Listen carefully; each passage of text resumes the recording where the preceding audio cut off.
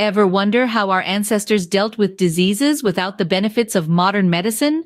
Brace yourselves as we dive into the dark ages of disease, a time when life was a daily struggle against maladies known and unknown.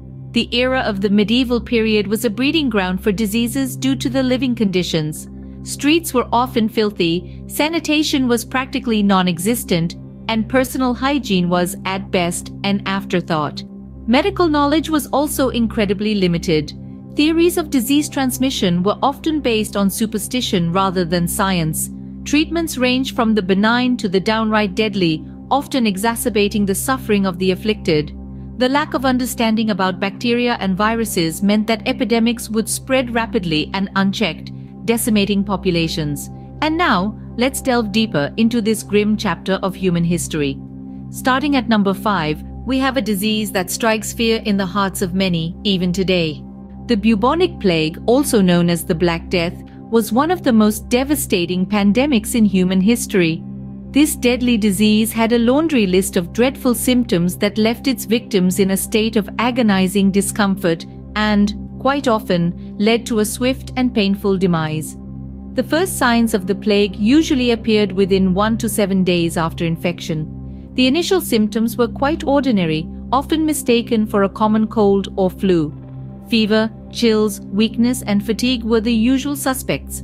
But as the disease progressed, these symptoms took a sinister turn. Victims often experienced sudden onset of severe fever and chills. Weakness was coupled with dizziness and shortness of breath. But the most distinctive symptom of the bubonic plague was the appearance of swollen and tender lymph nodes, or buboes as they were called. These painful swellings, usually found in the groin, armpit, or neck, gave the disease its name. The buboes could grow to the size of an apple, filled with pus and blood. The skin covering these buboes often turned dark purple or black, hence the nickname Black Death. But the terror of the bubonic plague wasn't just in the gruesome symptoms it inflicted. Its real horror lay in its rapid spread and the massive death toll it left in its wake. Transmitted by fleas living on black rats, the plague moved swiftly through towns and cities, leaving no corner untouched. Within a span of just a few years, it wiped out nearly a third of Europe's population. The bubonic plague was a grim reminder of the fragility of human life.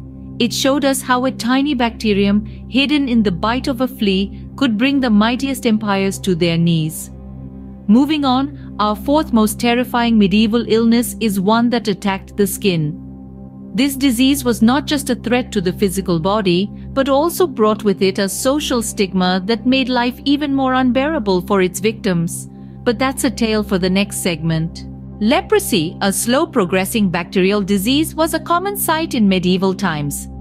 This malady, also known as Hansen's disease, was a dreaded condition that wreaked havoc on the body and the mind. Let's dive into the symptoms. First off, the skin sores. These weren't your average abrasions. They were disfiguring, painful, and persistent. People with leprosy would have these sores for weeks, months, even years. They were accompanied by a loss of sensation due to nerve damage. Imagine not feeling the heat of a fire, the chill of a winter's night, or even the pain of a cut. It was a reality for those afflicted with this disease, but the physical ailments were just the tip of the iceberg.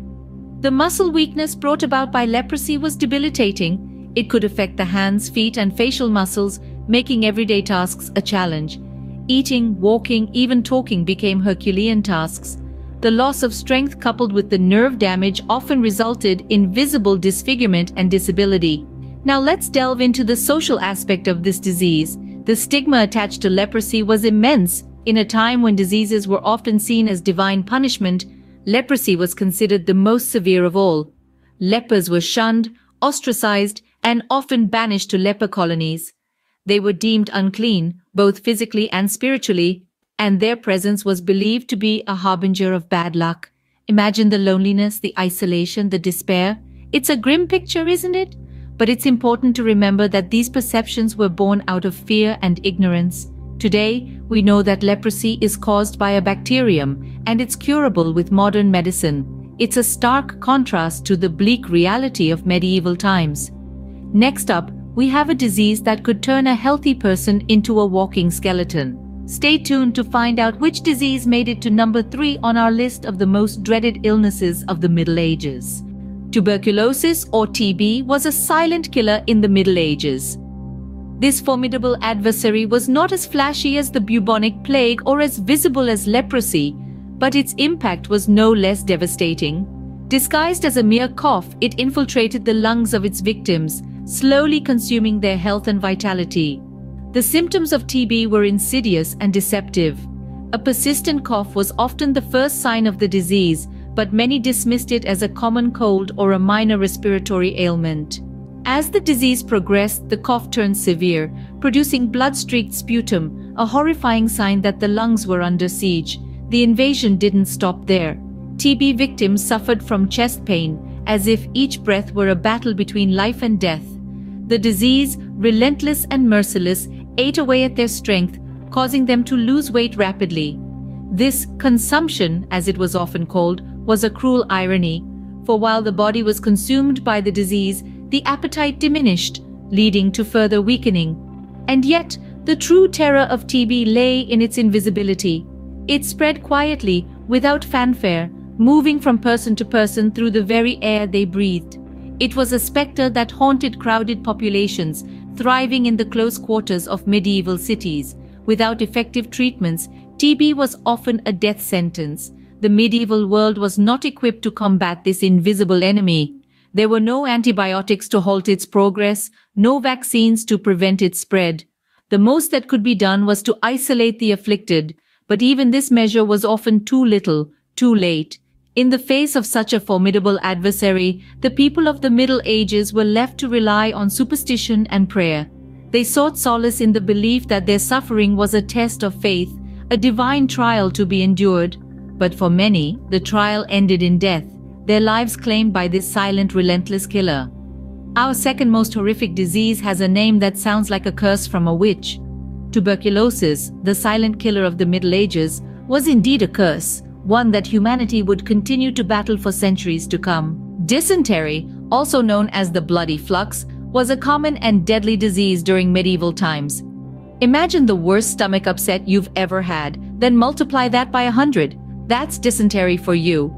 A gruesome and relentless illness, dysentery was notorious for its severe diarrhea, often accompanied by blood or mucus. Just picture the horror of it.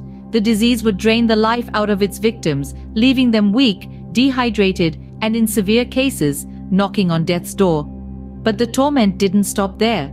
Along with the relentless diarrhea, sufferers would also experience intense abdominal pain, as if their insides were being twisted and turned without mercy. A high fever often accompanied these symptoms, making the ordeal even more unbearable. It was a slow, agonizing demise, and unfortunately, a common one during the medieval period. How did people contract this gruesome disease, you might ask? The culprit was often contaminated food or water.